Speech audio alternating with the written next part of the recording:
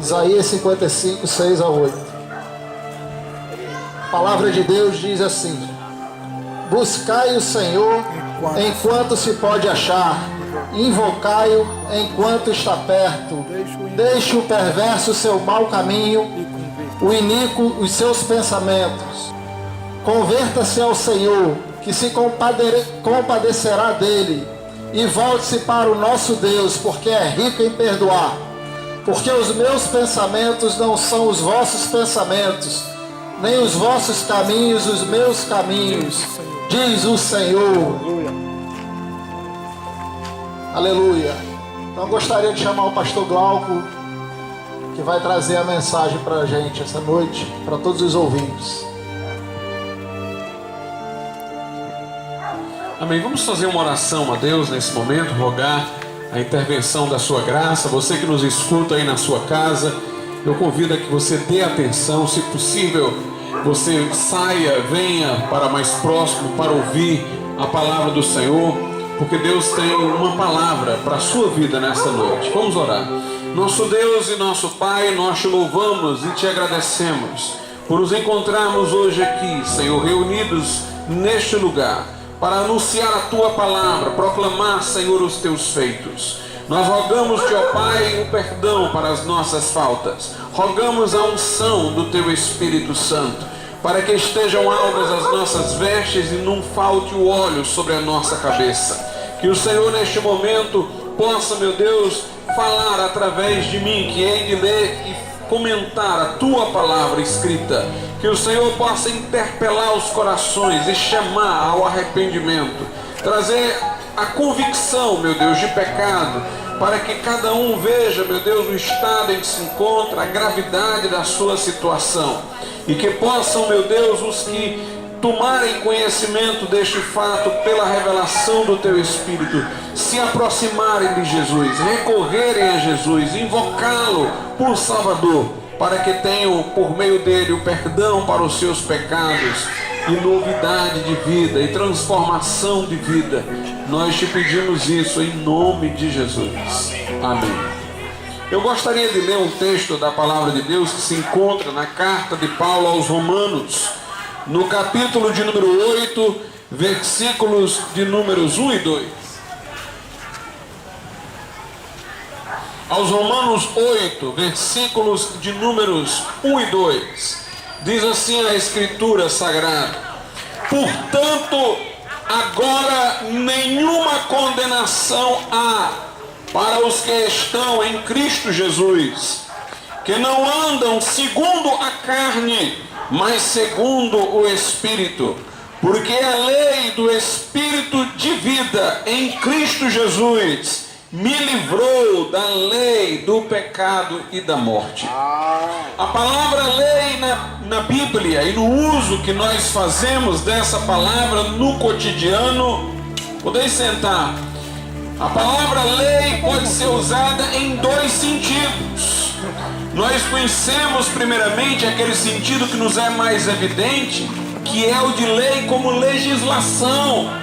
Lei como um conjunto de ordens, de imperativos, de regras, que se obviamente transgredidas forem, gerarão uma sanção, uma punição. Nós temos a Constituição, as leis do nosso país, o Código Civil, o Código Penal, e aí nós temos lei neste primeiro sentido, um conjunto de regras, um conjunto de mandamentos, um conjunto de preceitos que devem ser obedecidos e que, se transgredidos forem, a pessoa irá se submeter a alguma forma de punição.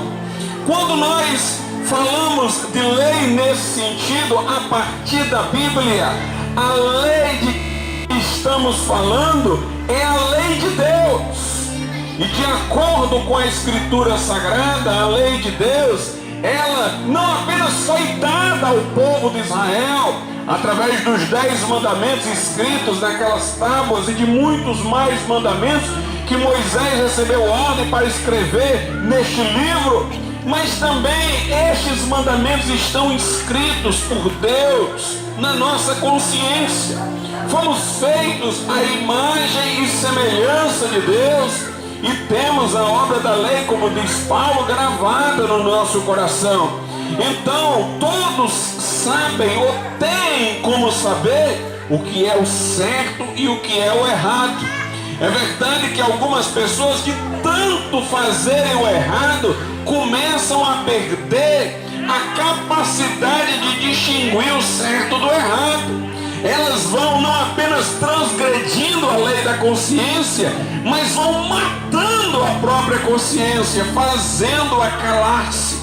Mas nos primeiros momentos em que transgrediram, elas ficaram nervosas, elas sentiram-se envergonhadas, elas sentiram a culpa, elas sentiram uma reprovação interior. Mas aí repetindo o pecado, elas foram normalizando, foram naturalizando o pecado e a consciência foi destruída, aleijada por elas, e por isso que já não mais se perturbam com o mal que praticam. Mas quando começaram a praticá-lo, elas sabiam que estavam infringindo, que estavam violando, que estavam transgredindo uma lei que estava presente na consciência delas. Talvez uma lei que, para além de saberem dela pela consciência, sabiam por algum tipo de formação cristã que tiveram, porque conheciam a Bíblia, porque ouviram falar dos mandamentos de Deus, sabiam que Deus diz: não adulterarás, não mentirás, não furtarás, não levantarás falso testemunho, não cobiçarás nem a mulher do próximo, nem os bens do próximo. Conhecem os mandamentos de Deus que falam da necessidade da pureza, da necessidade de não se ter um coração orgulhoso, soberbo, ciumento, faccioso, de não se guardar no coração ressentimento, a mágoa, o ódio. Ouviram já falar pela Bíblia Sagrada que estas coisas são pecaminosas, que o cigarro é um vício, que as drogas são um vício, que a bebida é um vício. Já ouviram falar, tem a consciência que lhes alertou logo que começaram por esse descaminho, por essa desorientação de vida. Então nós temos a lei primeiramente neste sentido. Nós conhecemos a lei que os homens estabelecem, como as leis de trânsito, as leis referentes aos contratos, a aquisição de imóveis. Nós conhecemos, para além da lei dos homens, a lei de Deus, que está inscrita em nossa consciência e está revelada neste livro. Mas há um segundo sentido em que a gente fala de lei, que não é o sentido de mandamento, não é o sentido de regra, não é o sentido de preceito, não é o sentido de algum padrão de conduta que possa ser transgredido. Nós conhecemos lei também no sentido de força. Por exemplo, a lei da gravidade. A lei da gravidade não é um mandamento, não é um preceito, não é uma regra que a gente obedece ou não obedece, que se desobedecer vai ter uma punição imposta por alguém. Não, a lei da gravidade é uma força de atração das coisas para o centro da terra. Se eu jogar uma pedra para cima, ela cai, porque ela é atraída para o seu lugar, ela é atraída para o centro da terra, então ela volta. É a lei da gravidade, ela revela, nesse sentido, a palavra, uma força. Eu posso falar da lei do magnetismo, que tem a ver com a atração que o ímã exerce sobre os metais, sobre o ferro. E aí nós temos lei neste segundo sentido, de força. Uma força que chama, uma força que inclina, uma tendência que vai numa determinada direção. Quando Deus nos deu a sua lei, havia um problema no homem, porque o homem já não estava mais como Deus o havia criado. Quando Deus criou Adão, o fez reto, o fez à sua imagem e semelhança, o fez bom. Mas Adão transgrediu a ordem que Deus lhe dera, a única ordem que Deus lhe dera. Então, lá no jardim do Éden, lá no paraíso, para que não comesse da árvore do conhecimento do bem e do mal. Quando o homem transgrediu aquela lei, sua natureza foi corrompida. E como cada ser gera segundo sua espécie, todos os que vieram de Adão, todos nós nascemos sob corrupção. E esta corrupção faz criar dentro de nós uma lei neste sentido de uma força na direção do pecado. Ou poderia eu até dizer, para ser mais preciso, uma falta de força para fazer o bem. Na verdade, o pecado ele nem é uma coisa positiva, mas é negativa. É uma força no sentido de uma contra-força. Por exemplo, uma pessoa está tão doente que ela não consegue se levantar da cama. Aparentemente é uma força que empurra ela para a cama, mas na verdade é uma falta de força para se levantar. Então o pecado é uma falta de força para fazer o bem, e que parece ser uma força para nos manter lá enterrados na desobediência a Deus. Então dentro do homem existe uma lei neste sentido de força, uma lei que o impede de fazer o bem, uma lei que quando ele entra nas drogas ele não consegue mais sair, ele entra na bebedeira ele não consegue mais sair, ele entra na prostituição e se aprofunda, se atola cada dia mais no pecado sem conseguir sair. E exatamente essa era a situação do homem, e ainda hoje é que ele sabe o que a lei de Deus, enquanto conjunto de mandamentos, estabelece, tanto pela Bíblia como pelo que sua consciência diz, mas ele não consegue atender ao que ela diz, porque encontra dentro dele uma lei no outro sentido, de ser uma força na direção do pecado. Ele não tem a força para obedecer o que a lei de Deus exige. Há um descompasso entre a santidade da lei de Deus, a retidão da lei de Deus e a sua situação pecaminosa. E Paulo fala sobre isso em Romanos, no capítulo de número 7, quando ele descreve como era quando não havia ainda se convertido. Aqui em Romanos capítulo 7, Paulo diz assim, a partir do versículo 14: porque bem sabemos que a lei, que lei é esta aqui? A lei de Deus, os mandamentos. Bem sabemos que a lei é espiritual, a lei de Deus. Mas eu sou carnal, vendido sobre o pecado. Versículo 15 de Romanos 7. Porque o que faço não aprovo. Note, o apóstolo está dizendo que quando ele não era crente, ele fazia coisas que ele mesmo reprovava. Ele sabia serem erradas. Talvez ele até reprovasse o outro fazendo, mas fazia também. Porque o que faço não aprovo. Pois o que quero, que o que ele queria mesmo era fazer a coisa certa, isso eu não faço. Mas o que aborreço, o pecado que destrói, ele diz, isso faço. Quantas pessoas aborrecem as drogas, a bebida, o cigarro, a vida em que se meteram, mas não conseguem mais sair. Elas aborrecem aquilo que faz.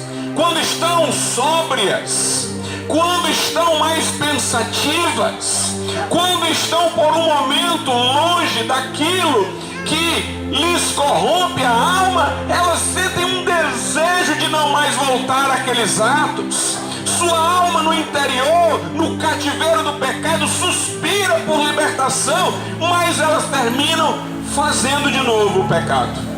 Como diz o texto, porque o que faço não aprovo, pois o que quero isso não faço, mas o que aborreço isso faço. E se faço o que não quero, consinto que com a lei que é boa. Se eu pratico o pecado não querendo, lá no fundo eu sei que não está correto, então eu estou concordando com a lei de Deus que é boa. Estou concordando porque eu lá no fundo não gostaria de estar desobedecendo. É o que o apóstolo quer dizer.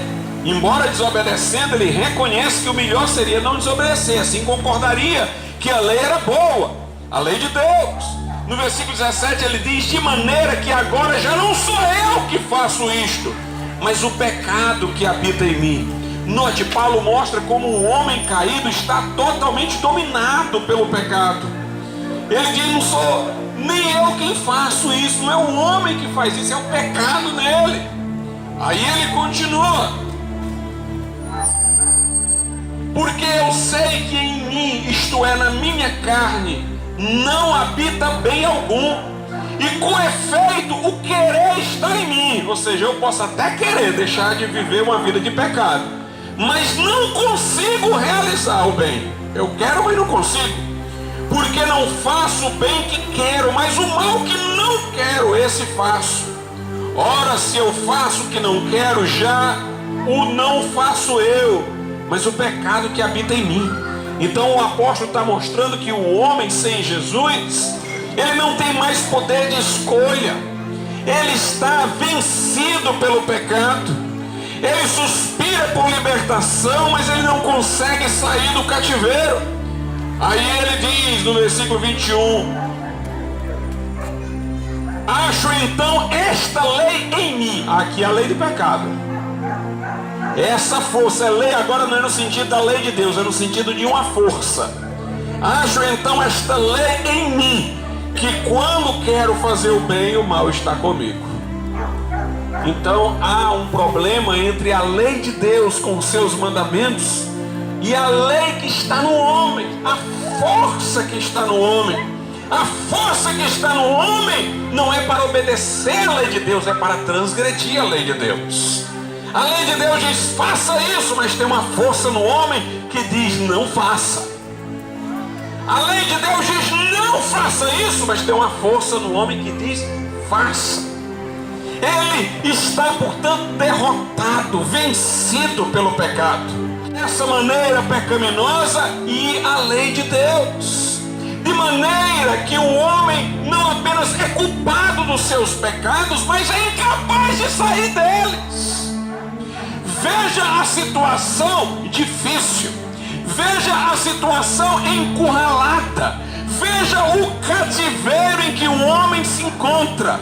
Tanto ele é culpado, como ele não consegue sair de onde está. Todos pecaram e destituídos estão da glória de Deus, diz a Bíblia: não há um justo, nenhum sequer.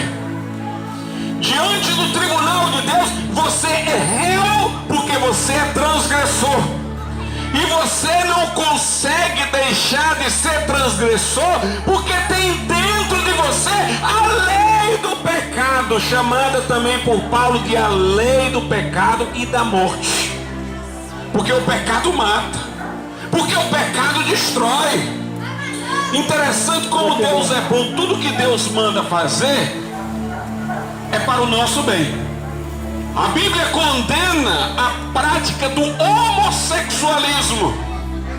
Os homossexuais sofrem de depressão, têm um alto índice de suicídio, têm não sei quantos problemas físicos por conta de relações sexuais inadequadas para o corpo, pegam AIDS e morrem. Quando Deus diz que é pecado, é porque Deus está dizendo: vai destruir você se você fizer, porque Deus quer o nosso bem. A Bíblia condena a prostituição, a fornicação, e os homens que se dão a isso têm sífilis. As mulheres que se entregam a isso têm filhos indesejados, que vão amanhã ter que criar sem um pai, sem um esposo. A Bíblia diz que é pecado a bebedeira só destrói o teu patrimônio, a tua família, a tua saúde. Portanto, os mandamentos de Deus são para o nosso bem, são para a nossa proteção. Aleluia. Mas você tem dentro de você uma força de destruição. Você tem um inimigo dentro de você, um traidor dentro de você, esta força do pecado, que não quer o seu bem, não quer a sua felicidade, não quer você em relacionamento com Deus, quer acabar com a tua vida. Por isso que a Bíblia chama lei do pecado e da morte.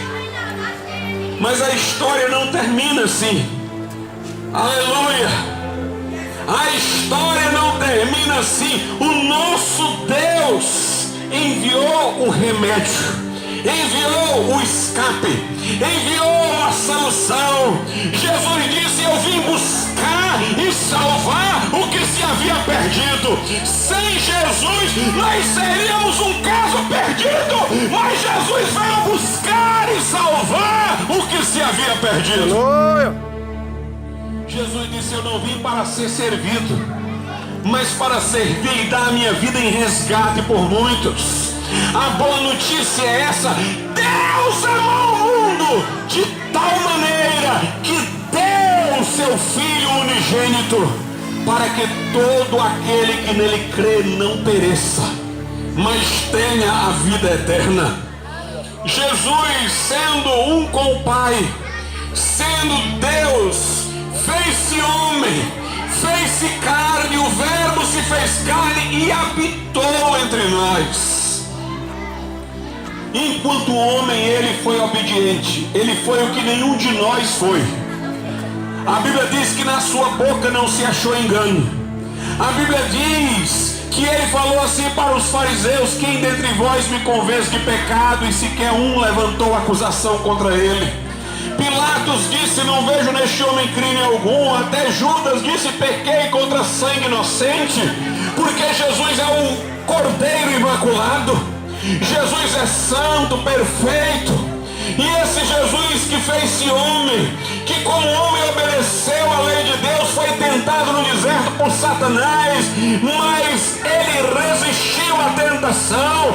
Esse Jesus tomou sobre si os nossos pecados, levou sobre si as nossas iniquidades, aquelas pelas quais nós seríamos julgados no tribunal de Deus, condenados ao inferno, aquelas pelas quais nós seríamos apartados da presença do Senhor, mas Ele as tomou sobre si. Aleluia. E as levou à cruz. Aleluia. Naquela cruz estava o Cordeiro que haveria de ser sacrificado em nosso lugar. João Batista disse: eis o Cordeiro de Deus que tira o pecado do mundo.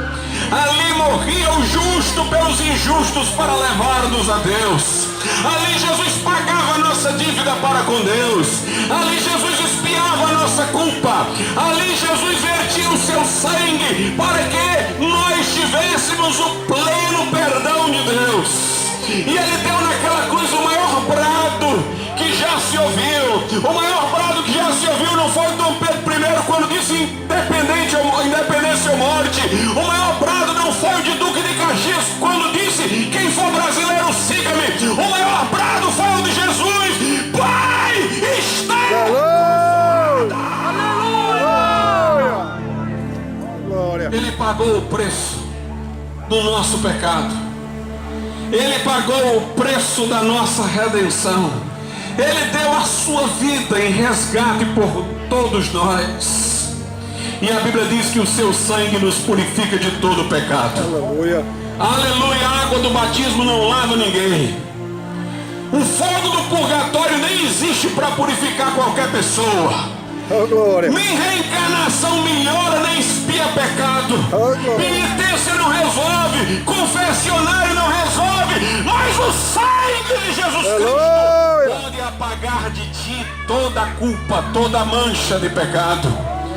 Porque João diz que o sangue de Jesus Cristo, Filho de Deus, nos purifica de todo pecado. A Bíblia fala daqueles que creram em Jesus como pessoas que foram compradas, resgatadas pelo seu sangue. Aleluia.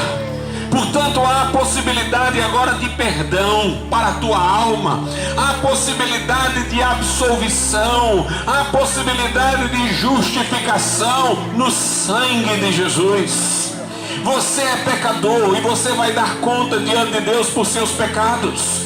Mas Jesus está se colocando como teu advogado para assumir aquilo que tu não podes justificar ou pagar. Ele pode dizer diante do Pai: eu paguei por ele, eu morri por ele. Você tem que entregar seu coração a Jesus, confiar nele para ser o teu Salvador. Só ele pode salvar a tua vida, só ele é o mediador entre Deus e os homens, só a ele deves recorrer em oração, só a ele tu deves suplicar. Jesus é o alfa e o ômega, é o primeiro e o último, é o princípio e o fim. O convite dele é este: vinde a mim os cansados e sobrecarregados, e eu vos aliviarei. Quem tem sede, vem a mim, beba. Quem crê em mim, como diz a Escritura, do seu interior fluirão rios de água viva. Não importa o quanto tu tenhas pecado, ele disse: o que vem a mim, de maneira nenhuma o lançarei fora. Aleluia. Venha a Jesus nessa noite. Mas Jesus não quer apenas te perdoar.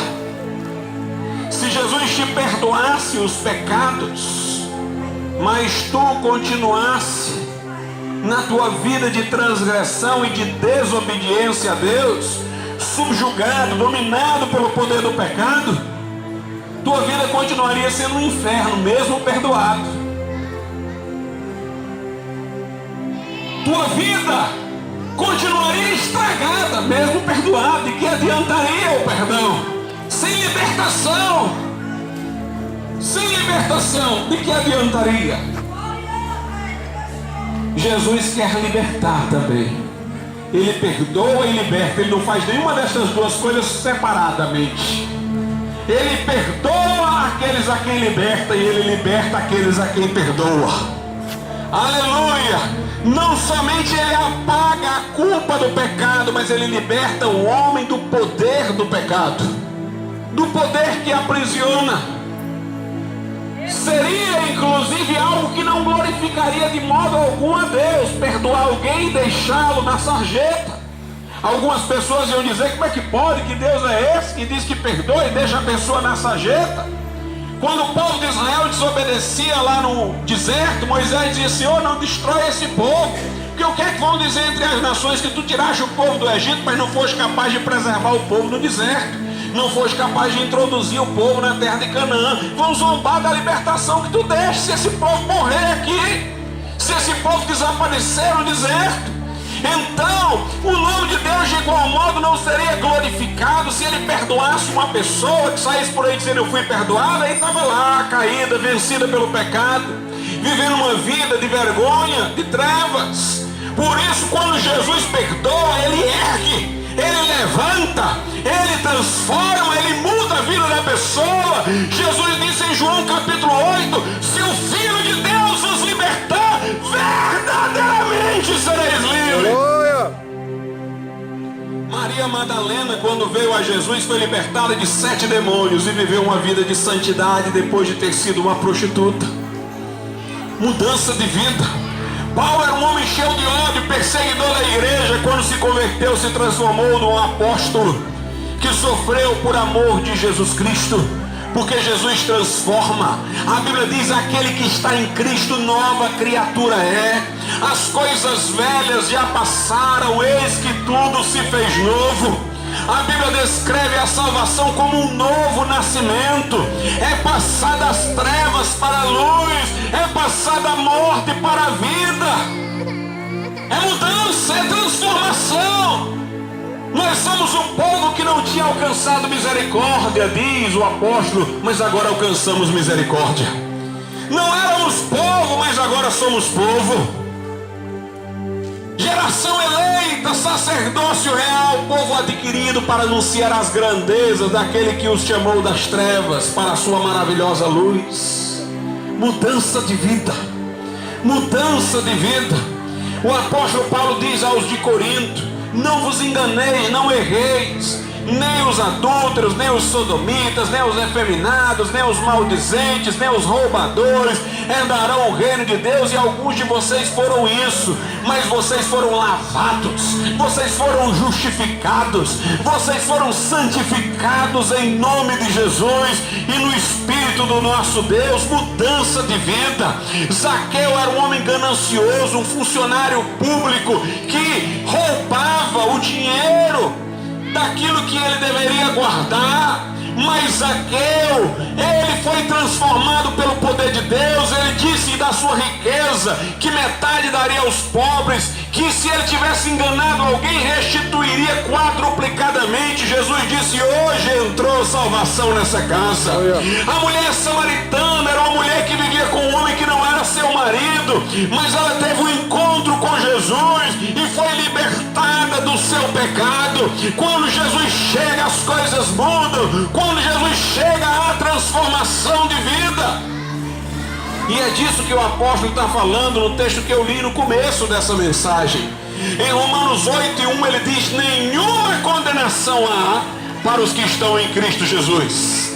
Não há nenhuma condenação, logo não há nem purgatório. Aleluia. Porque se houvesse purgatório, então teria alguma condenação, mas a Bíblia diz: nenhuma condenação há. Aleluia. Aleluia. Porque o sangue de Jesus já nos purificou de todo o pecado, sem condenação. Jesus disse: quem ouve a minha palavra, crê naquele que me enviou, não entrará em juízo, não entrará em condenação, mas já passou da morte para a vida. Aleluia. Aleluia. A Bíblia diz: quem crê nele não é julgado, e quem não crê já está condenado. A Bíblia diz: quem não crê não verá a vida, mas sobre ele permanece a ira de Deus, mas quem crê tem a vida eterna. Jesus, portanto, garantiu-nos o seu perdão, garantiu-nos a absolvição. Quando ele estava sendo crucificado entre dois malfeitores. Ambos xingavam Jesus, mas quando Jesus disse: Pai, perdoa-os porque eles não sabem o que fazem, um se comoveu, reconheceu o seu pecado, se arrependeu, olhou para o outro e disse: para de blasfemar, estamos nós aqui porque merecemos. Reconheceu a sua culpa, mas este, falando acerca de Jesus, não fez mal algum e olhou para Jesus como seu Salvador e disse: lembra-te de mim quando estiveres no teu reino. E Jesus disse: eu te digo que hoje mesmo tu estarás comigo no paraíso. Aleluia. Perdão, absolvição. Paulo diz em Romanos 8:1: nenhuma condenação há para os que estão em Cristo Jesus. Mas então no versículo 2 ele diz: porque a lei do Espírito de vida, ou do Espírito e vida, em Cristo Jesus me livrou da lei do pecado e da morte. Há pouco tempo eu estava falando da lei do pecado e da morte, uma força que há dentro do homem que o faz contrariar a lei de Deus, que o empurra na direção contrária ao que é bom para ele, ao que a lei de Deus diz, que o leva ao pecado. Por isso que a Escritura diz: a inclinação da carne é inimizade contra Deus, não está sujeita à lei de Deus. Os que estão na carne não podem agradar a Deus. Mas quando a gente entrega a nossa vida a Jesus, uma outra lei entra no nosso coração, pelo Espírito Santo, a lei do Espírito de vida em Cristo Jesus. Aleluia, aleluia. A vida ressurreta de Jesus entra em nós, e a vida ressurreta de Jesus venceu a morte no sepulcro. Aquela vida que subjugou a morte, a vida ressurreta de Jesus é comunicada ao que crê. É comunicada ao que crê. O Espírito Santo passa a habitar dentro de nós. Passamos a ser santuário do Espírito Santo. E uma outra lei vem estar dentro do crente. É a lei do Espírito e vida. A lei que antes estava era do pecado e da morte, mas agora vem lei do Espírito e vida. O Espírito vence a carne e a vida vence a morte. Glória. Porque a lei do Espírito e vida em Cristo Jesus, diz Paulo, me livrou da lei do pecado e da morte. Não apenas o crente pode dizer: nenhuma condenação há mais, porque fui perdoado. Mas o crente pode dizer: o pecado não mais manda na minha vida, não mais domina o meu coração, porque a lei do Espírito e vida em Cristo Jesus me livrou da lei do pecado e da morte. Você precisa agora de uma nova força dentro de você. Não mais aquela força que lhe induz ao pecado, a força que lhe induz à obediência. E a força com que Deus nos traz a si é mais forte do que a força com que o pecado quer nos afastar dele. Aleluia! Deus agora tem algo novo para colocar dentro de ti. Ele quer tirar esse coração duro como pedra e dar um coração sensível como de carne. Ele quer colocar dentro de ti um espírito novo. Ele quer fazer habitar dentro de ti o seu espírito para que tu andes nos seus mandamentos e guarde os seus estatutos. Ele quer escrever a lei dele no teu coração. Ele quer mudar a tua natureza. Ele quer te fazer uma nova criatura. Morrer para o mundo e viver para Deus. Ele quer transformar a tua vida, fazer por ti o que tu não podes fazer. O homem pode tentar fazer muitas coisas, ele só não consegue mudar a si mesmo. Os fariseus eram religiosos da época de Jesus. Eles eram homens aparentemente bem quistos na sociedade, mas no coração deles havia orgulho, soberba, inveja. Eles não praticavam os pecados grosseiros que a sociedade marginaliza, mas eles tinham os outros pecados medíocres nos seus corações. Jesus diz: vocês são como caixões, como sepulcros. Estão bem adornados pelo lado de fora, mas por dentro tem um corpo em putrefação. Cheira mal por dentro. Vocês mudam o exterior, mas vocês não mudam o interior. Só Jesus pode mudar lá dentro. Só Jesus pode mudar o coração do homem. Só Jesus pode transformar o íntimo do homem. Só Jesus pode dizer: quem crê em mim, do seu interior fluirão rios de água viva. O problema não está simplesmente no que tu praticas, está em quem tu és. João Batista disse que o machado não está no galho onde sai o mau fruto, não. O machado está na raiz, porque o problema da árvore que não dá bom fruto está na raiz dela. O problema da tua vida de pecado está na raiz. Você pode dar uma ajustada nos galhos, mas você não pode mudar a raiz. Só Jesus pode mudar a raiz. Aleluia. Só Jesus pode mudar o coração do homem. Só Jesus pode transformar você lá no íntimo, onde ninguém mais chega, ele pode chegar. Onde o psicólogo não chega, onde o psicanalista não chega, Jesus chega e transforma e muda e dá um novo coração e uma nova vida. Arrependa-se do seu pecado nessa noite. Arrependa-se de uma vida sem Deus. Arrependa-se de estar vivendo uma vida desagradável a Deus. Reconheça que o seu pecado lhe conduzirá à condenação, mas olhe para Jesus, autor e consumador da fé. Ele não terminou sua história na cruz, ele está vivo. Vivo para ser ouvido, vivo para que tu clames a Ele. Ele ressuscitou o terceiro dia para libertar-te do teu pecado, e pelo seu Santo Espírito Ele está aqui nessa noite. Ele diz: estou convosco até a consumação dos séculos. Invoque-o, receba-o, chame-o para o seu coração, e Ele vai mudar hoje aqui a sua vida. Ele vai transformar hoje aqui o seu coração. Vamos ficar de pé nesse momento.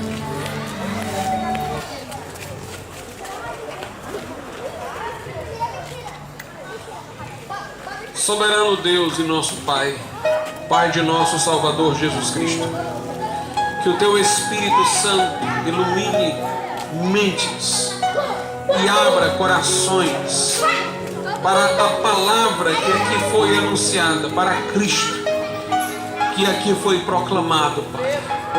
Que pessoas hoje aqui se arrependam dos seus pecados, da sua vida de desobediência, e em fé voltem-se para Jesus Cristo, confiando nele como Salvador, chamando-o para vir aos seus corações, para que tenham de ti perdão, absolvição de culpa e um novo coração, uma nova vida, Pai, para que sejam libertados da vida de pecado, para servirem ao Deus vivo e verdadeiro.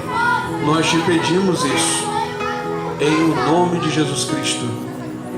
Amém, Senhor, e amém. Nessa noite eu gostaria de perguntar se há alguém aqui que diz: eu quero, pregador, eu quero entregar minha vida a Jesus. Eu quero arrepender-me de meus caminhos de desobediência. Eu quero que Jesus entre na minha vida, perdoe os meus pecados, lave a minha alma, mude as minhas inclinações. Eu quero sair hoje aqui deste lugar com a certeza de morar no céu. Se você quer entregar a sua vida a Jesus Cristo, faça-o agora. Erga a sua mão como eu estou fazendo aqui no meu lugar. E nós vamos orar por tua vida. E nós vamos orar por você. Se você quer entregar seu coração a Jesus, nós queremos orar pela tua vida. Saia do seu lugar, venha até aqui à frente. Saia de onde você estiver e venha aqui receber a oração. Venha aqui para que oremos juntos com você. Para que você peça a Jesus para entrar na sua vida. Para Ele transformar a sua vida. Venha em nome do Senhor. Não perca esta oportunidade. Você se torna hoje responsável pelo que ouviu. Você ouviu a palavra de esperança, de oportunidade, de libertação. Agora você tem que dar uma resposta a ela. Entrega teu caminho ao Senhor. Confia nele, o mais Ele fará. Se houver alguém, não perca esta oportunidade. Você pode levantar a sua mão e alguém acompanhará você até aqui à frente. Então pode vir logo aqui e nós iremos orar por você. Jesus disse: quem me confessar diante dos homens, eu o confessarei diante de meu Pai. Quem, porém, se envergonhar de mim e das minhas palavras, eu terei vergonha dele na presença do Pai e dos santos anjos. Se houver alguém, não perca essa oportunidade. Amém. Vou passar a palavra aos irmãos que concluirão o culto.